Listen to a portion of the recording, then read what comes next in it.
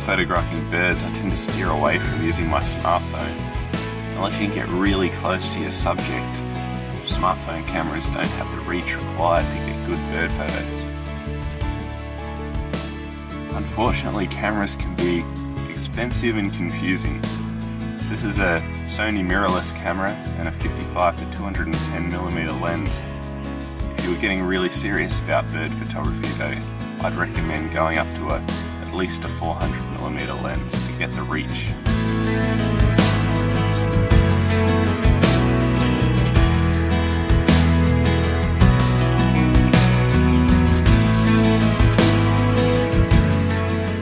If you're new to using a camera and would like to try some manual settings, there's 3 basic things to remember. Number 1, ISO, 2, aperture, and 3, shutter speed. All 3 of these settings affect the lighting. Adjusting the ISO adjusts how sensitive your camera sensor is to light.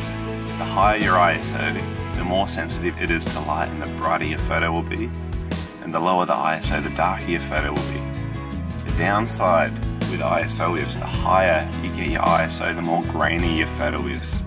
I usually like to keep my ISO as low as I can. Adjusting aperture adjusts how large or small the opening is within your lens that lets light through. It's measured on a camera in f-stops. The lower your aperture, or f-stop, the larger the hole is, which lets more light in. The higher the f-stop, the more narrow the hole is, which lets less light in. Also, aperture affects your field of depth. Higher aperture means greater field of depth, which means more background will be in focus. And the lower the aperture means your subject will be in focus, but the background will be blurry, which can add a cool effect. I usually keep my f-stop fairly low when photographing birds, because I need the extra light. Shutter speed affects how quickly the camera takes a photo. It's measured in seconds. 1 in 400 means that it's open for 1/400th of a second. The lower your shutter speed, the longer the camera opens its sensor to the light, so the brighter your photo. The higher the shutter speed, the quicker it exposes it to light, so the darker your photo. With birds, you will need a high shutter speed because they're always moving, and if the shutter speed's too low, any movement the bird makes will show up as a blur. Very high shutter speeds will freeze motion, such as birds in flight.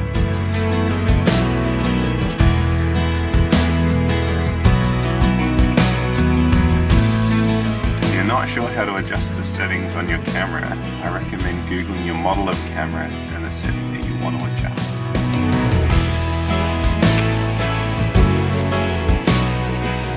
Once you have your photos, there's a number of ways you can transfer them over to your phone for QuestaGame uploads. You can import them into iTunes and sync them with an iPhone. Or you can email them to yourself and download the attachment onto your phone. I tend to find using OneDrive is a good way to get them to my phone. You can upload them into a OneDrive file and then save them to your camera roll.